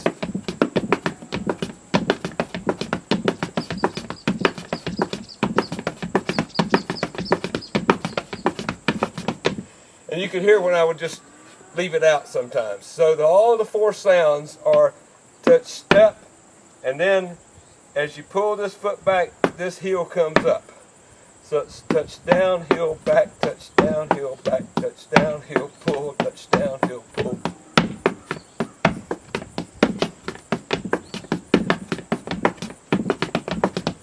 Then you get the rhythm in.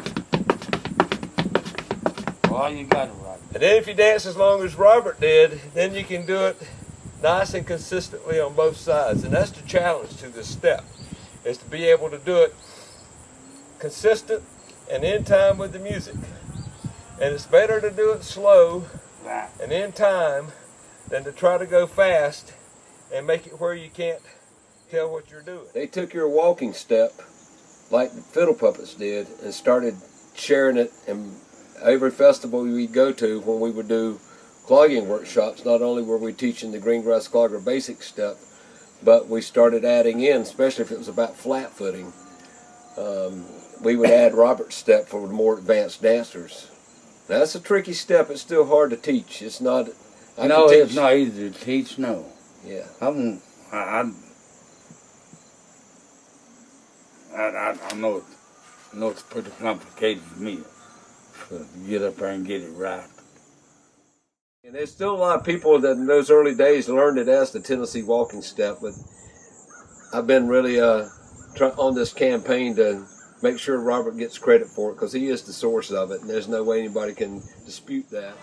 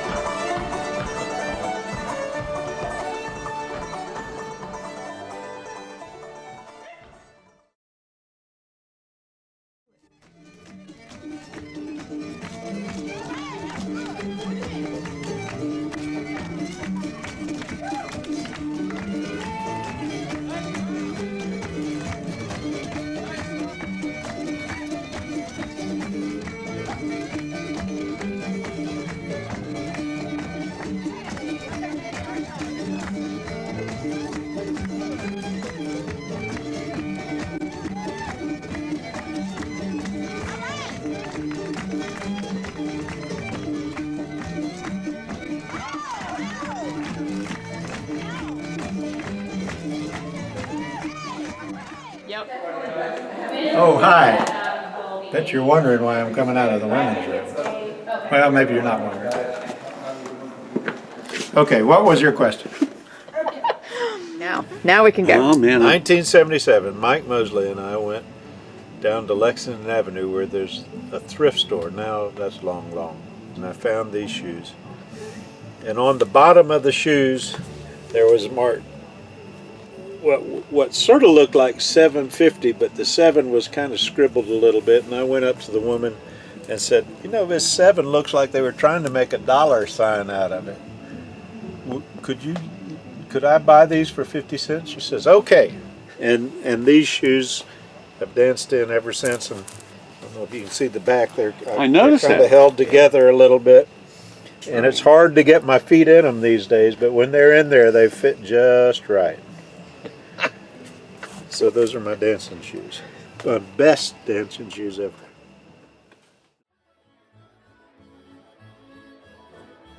For me, the hunt Mallett, I don't know, I never heard it right, so it just was always hunt Mallett, and I thought it was like one word, and then realized, oh, that's a person, hunt Mallett.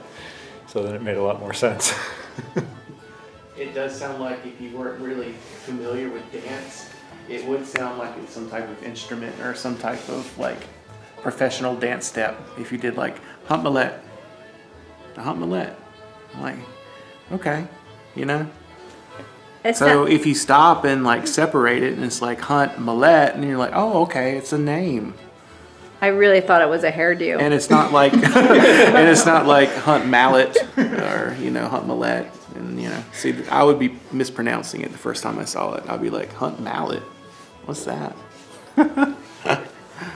I loved meeting hunt because when I first learned that step, I thought it was the hunt mullet, like the haircut, the mullet. And so when I met Hunt, I kept on thinking mullet, and I realized when I met Hunt that it was actually a person and not a mullet. Does that make any sense? Your favorite step? Okay, so my other favorite step is hunt Mallett, and I think it's hilarious that it takes longer to call a hunt Mallett than it does to actually do one. Why is that your other favorite step? I love the way it sounds. I love the way it fits in and the way it sounds. And it's hunt. Come on. What does that mean? Yeah, no. I love hunt. Yeah. I'm pretty smitten with the pitter patter in the hunt Mallett. And I like how hoppy it is. So I'll go with hunt Mallett on that one. So when I was in high school, got very interested, probably when I was 14, 15, in bluegrass music and traditional music around the area. And every August, 1st of August, they'd have the Mountain Dance and Folk Festival. But in 1973, I was up there, the Green Grass Cloggers appeared, and I had seen many of the Southern Appalachian clogging teams before, and they had the crinolines, and they did the big circle dance and repeated little circles of four and things like that. And while it was exciting to me and everything, when the Green Grass Cloggers got up, it just blew me away because they were kicking and they were doing things out of a square, which I'd never seen. And the whole routine was over in 3 or 4 minutes, and it looked like they were having nothing but just the greatest time. So I said, well, that's pretty neat. Fast forward a year or so, and I was a freshman at Chapel Hill, and again started going to Union Grove, different festivals and things, and seeing the Green Grass Cloggers along the way, making friends with some of them. And in my second year at Chapel Hill, Donna Schlater, who was one of the Green Grass Cloggers, became a freshman there at Carolina. And we decided, well, it'd be a good thing, let's try and put together a group up here. So myself and Trent Van Blerkum and Donna and several others started getting together, learning the steps, imitating the type of routines they were doing, and we made up our own routine, and that became the Apple Chill Cloggers. So they've been around for a long time, and it was a good group, and we were getting pretty good at it, but I still had the great friends at Green Grass, and so about a year and a half later, I guess, started driving down to Greenville for practice to join up with the Green Grass Cloggers, leaving Apple Chill.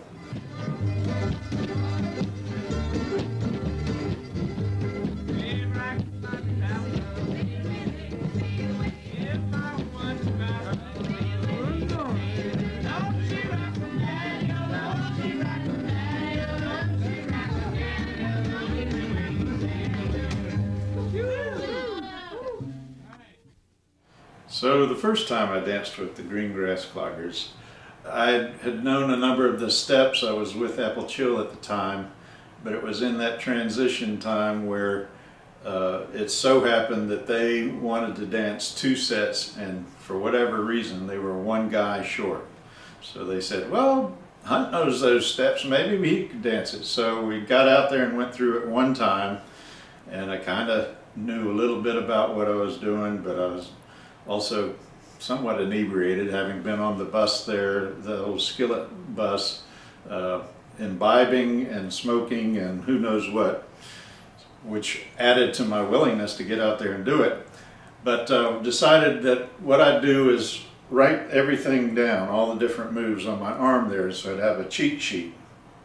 And then I could get through the routine and not lose my place in it too badly. So we got up there and got ready to go, and the music cranked up and started up, and away we went, and I was sweating up almost as bad as I am right now, and looked down at my arm, and there was nothing but a blur. And it wasn't just my eyes, it was the ink had just gone everywhere on my arm. I said, uh-oh. And then I just said, well, what the hell? And they pulled me through that routine, and somehow I got through it and had the time of my life. So that's pretty much when I knew this is where I really wanted to wind up. And I did. In '77, right when I graduated, that's when we decided to have the team go full-time. And it was actually split into 2 teams. The road team, which was a full-time touring dancing group, not making any money but having great times and going lots of places. And the home team, which stayed there in Greenville. So in 1980, the road team decided to move on up to the mountains around Asheville, and we wound up in Flat Rock, which was near Hendersonville and close to my family farm. So I moved back to the farm. The others had this big house in Flat Rock, and they were there for a number of years. The road team kind of worked out of that, and those are a whole bunch of other stories. What is the connection between the Hansel Aldridge steps and the Hunt Mallett step? Well, he was the inspiration, I was the perspiration.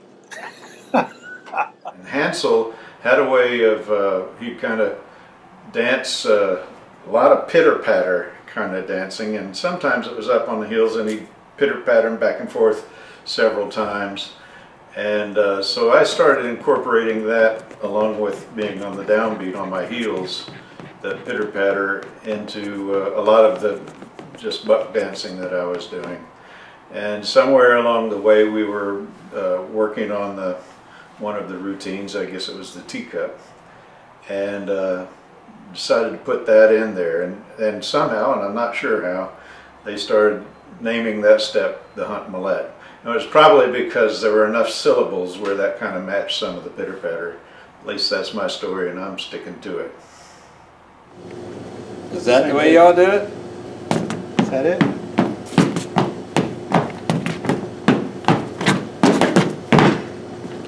Okay. How do you do it? Did you not think that was it? Are you sure that's it? Are you sure? Yeah, that's it. I said it.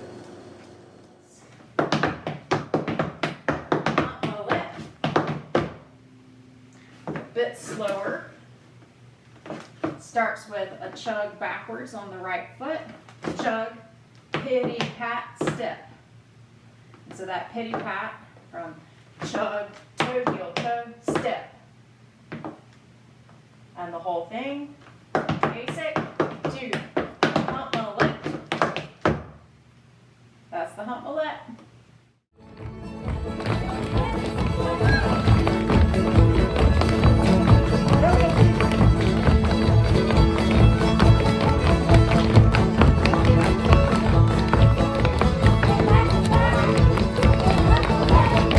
Hump my leg. Hump my leg. Hump That's my leg. it. Yeah, that's like That's a better name for it. But Green Grass is always, somebody's always like quick to like jump on something that sounds like something. It took 40-some years for this brand new dancer to hear that. And I went, we should have been calling it that the whole time. That's right. Well, now we can. Now we can. So, the Hunt Mallett, to me, was not always Hunt Mallett. When I first learned this step, I didn't really understand what the name was being said. When it was being spoken, it was pretty quickly, and all I heard was hump my leg, hump my leg, hump my leg. And I didn't know what was being said, and I thought it was hump my leg. And so I didn't think that that was right. It seemed pretty inappropriate, but I went with it. Are you still rolling? Oh yeah. Okay, so in the routine where the hunt Mallett takes place, your partner is behind you back to back, and it doesn't lend itself well to humping of the leg. So when I realized it was actually the hunt Mallett, it made a lot more sense. Yeah, I can see how it would sound like that. Hump my leg, hump my leg. Yeah. What do you think Hunt thinks about this? He would love it.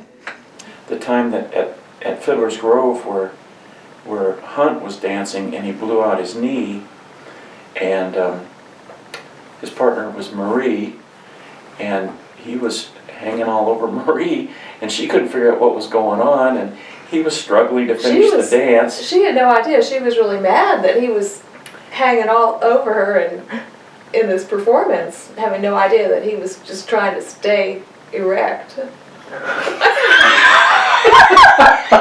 didn't mean that the way it sounded. Good choice.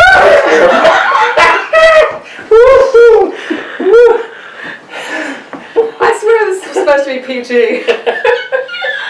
That was gold. My goodness.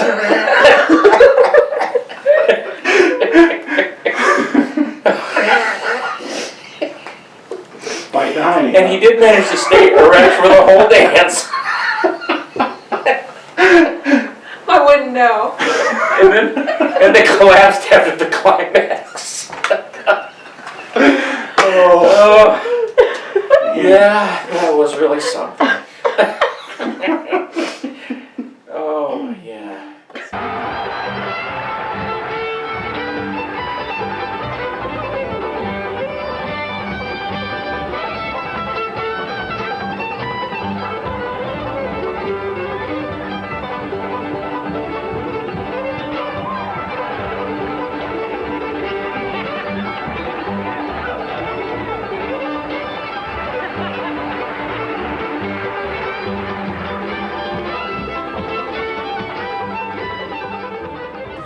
Okay, Siri, what are you doing?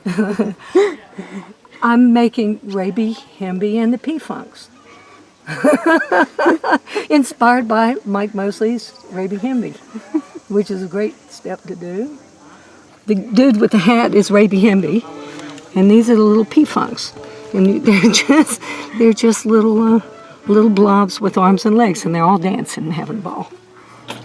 What's your favorite Green Grass Clogger step name for a person? That is like totally impossible. I probably won the Rabie Hemby that was like one that Mike Mosley did. It kind of came from Chess Adams. It came from Robert Dotson. I mean, you can trace it back. That's probably one of my favorite ones.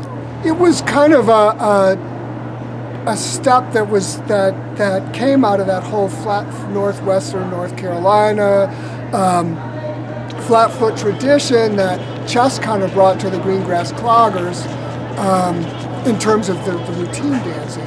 And then Mike was really, really good at doing that stuff. And then he kind of incorporated into a more of a step as opposed to just flat footing to music. Could you go back to talking about Mike Mosley's dancing? Yeah, sure, yeah. Just describe kind of what he looked like. He's just got a fat sound. That's the only way I can describe. Like, it's what tap dancers talk about when you got somebody who's really kind of heavy and it just digs in and just like really drops all their weight, but without being like clunky. You know, they're not like ungraceful. But he's very masculine dancer, so he's very manly, but also very graceful at the same time. Very clean, but just heavy. Like he just had a really big fat sound, and so I just love that. Mike Mosley was like a dynamo, and he had played football, so he had this great mass and this great grace. And when his feet would come down, they were solid contact, and that step was very difficult to learn, but we ended up putting it in a number, which I'm sure you also do. Do you? Do you all still call it the Rabie Hemby? We do. Yeah. I mean, I always love to watch him dance. Well, what is this name? What does it mean? So what are P-Funks? I don't know where he got that. I have no idea what the inspiration was initially. You'll have to ask Mike Mosley. It's like, what do you want me to say about it? I don't really know. Brian DeMarcus could probably tell you more about it. He's the one that started calling me Rabie, if I remember correctly. We started out calling it the Rabie. And then somehow, I don't know, it seemed, I wouldn't say it stuck in the back of my mind, it was on a hunting trip or something like that, so we're going to call you Rabie Hemby. and then Brian came up with, you know, because I guess maybe the crossover of the beach music dance and stuff like that, and the P-Funks. So it was Rabie Hemby and the P-Funks. There you go, you know.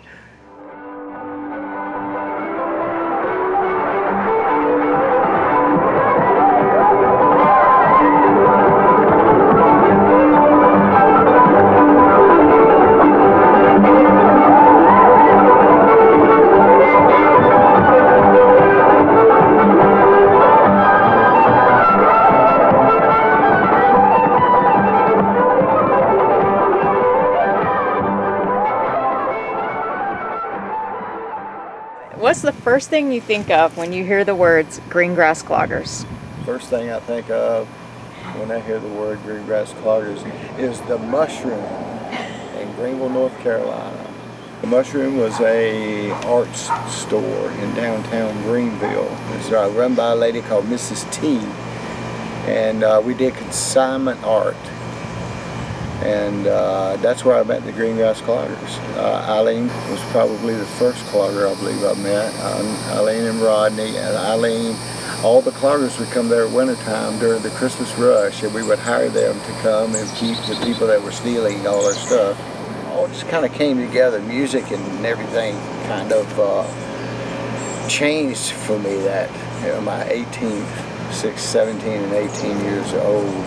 I was born and raised in Pitt County, and hunting and fishing and going to school was pretty much my whole growing up life.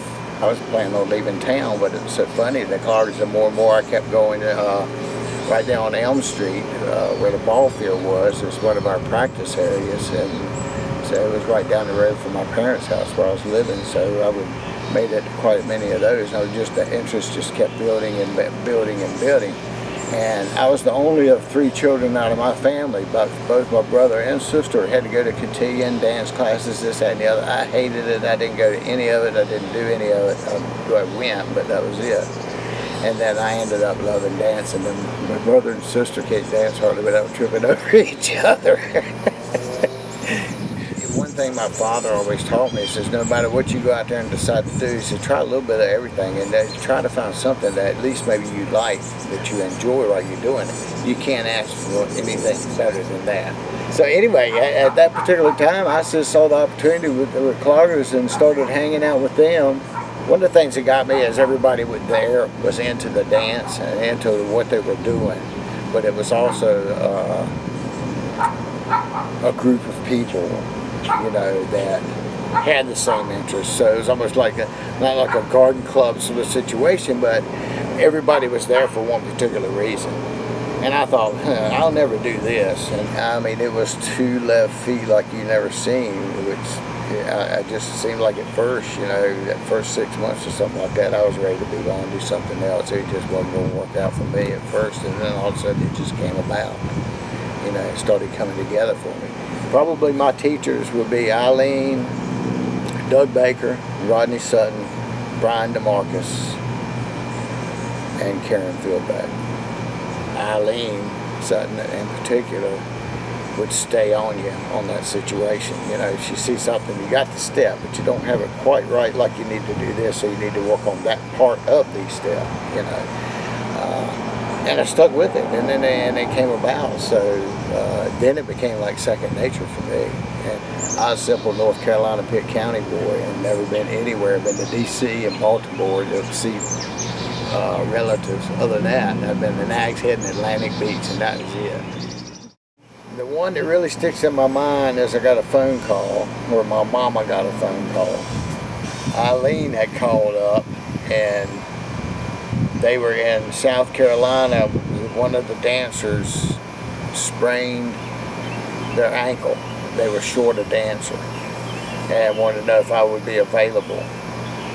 I said, sure, right, you know, why not? Here is the time to jump on it right now. So my mama took me down there to the bus station down by the police department and dropped me off. I jumped on a bus and went to spend 14 hours, I think, on a bus to get to Beaufort, South Carolina, 2 o'clock, 3 o'clock in the morning. The bars were just closing.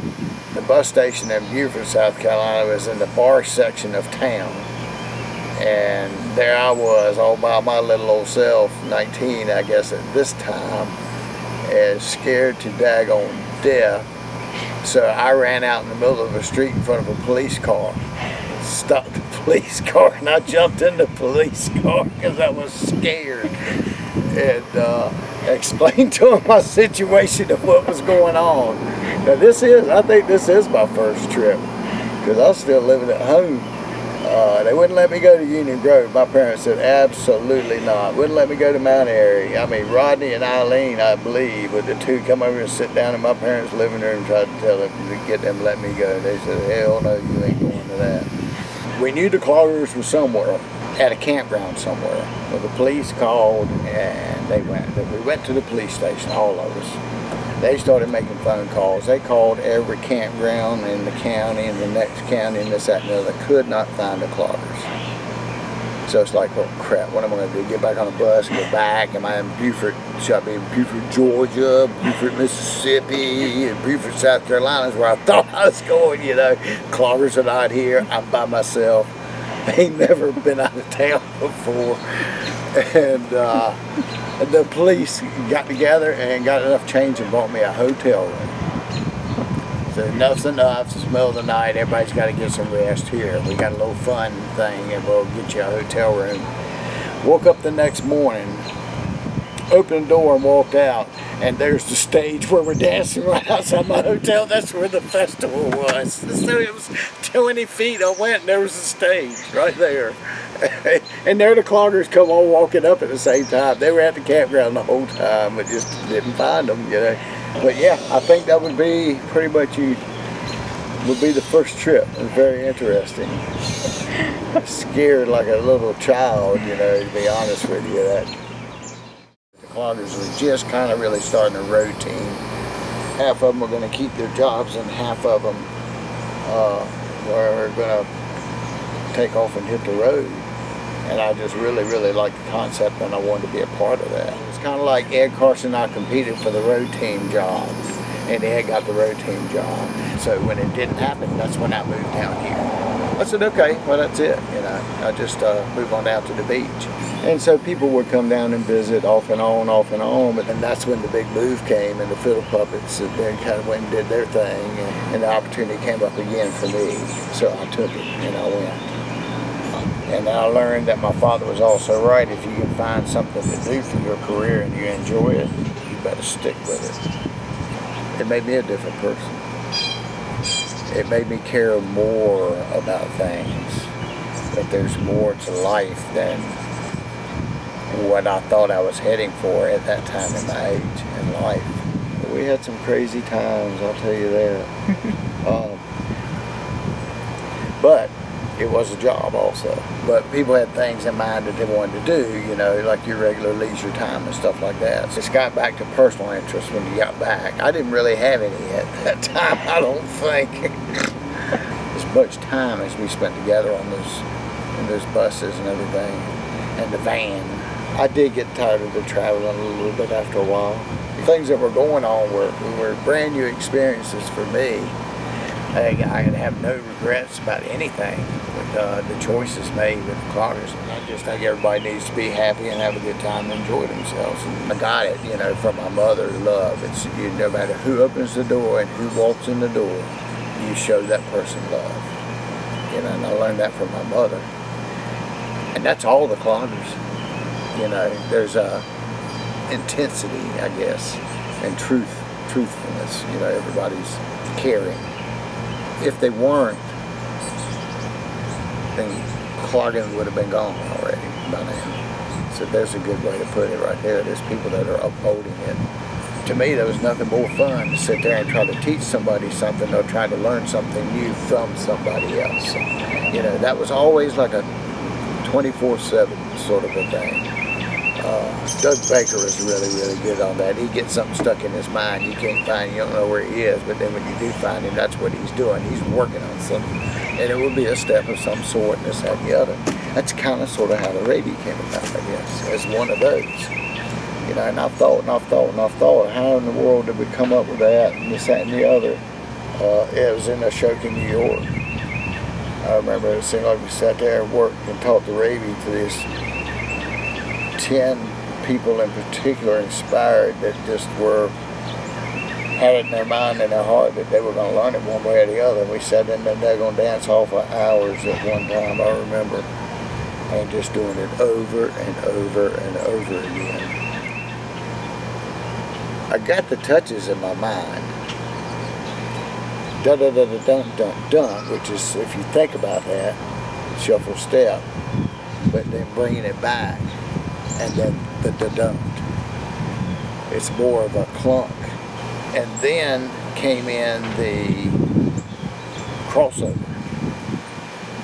You'd switch over right, right foot over left, or left foot over right. I always did it the one way just because I was just left-handed. Did it right-handed, with my left leg over my right foot, I'd probably fall the first time. We'll have to be like,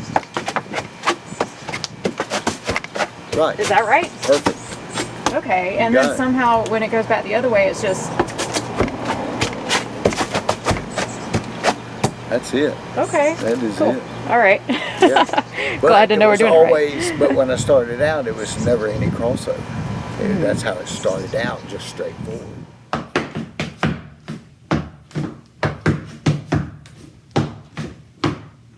And to go the other way.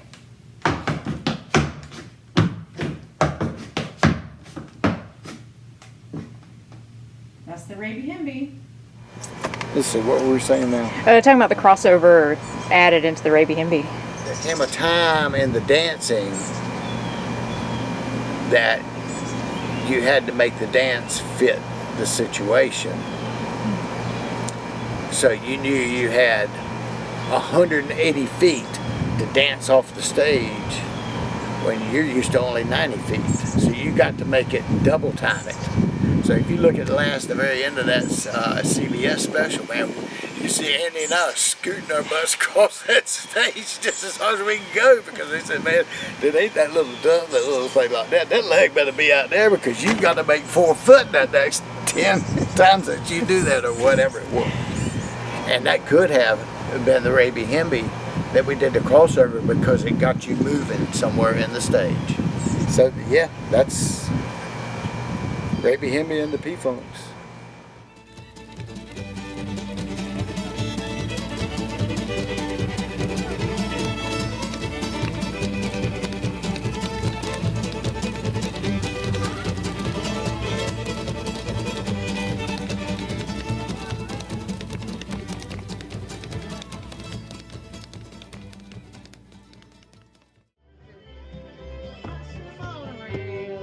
It's super cool to be a part of a group that spans such a history, and to have people that are still performing, that came up with steps, that are still dancing with people who weren't even born yet at the time that those steps were made up. Even though you're concentrating on what you're doing in your set and where you're supposed to be and where you're supposed to go, you can still look around, and way over on the other side of the stage are people that have never been on the other side of the stage before. That to me was just, the old guys and the new guys, and one's taking the place of the other, but the continuity remains the same. And it's still fun. And there's people in the audience that are 6, there's people in the audience that are 86, and they grinning from ear to ear, clapping, laughing, stomping their feet. The only thing I can equate it to, again, the steel clogging, was my first time at Union Grove. When you're on stage, you're doing a routine, and there's several thousand people out there screaming and cheering and clapping, even though you know a lot of it's alcohol and drug induced, but that really didn't matter. There's people that are enjoying what you're doing, and it spurs you on to kick a little higher and stomp a little harder and do all of that and laugh a little louder. It was like being rock stars in Calico, and it was just very sweet and very fun. I feel like I'm connected to history with this group.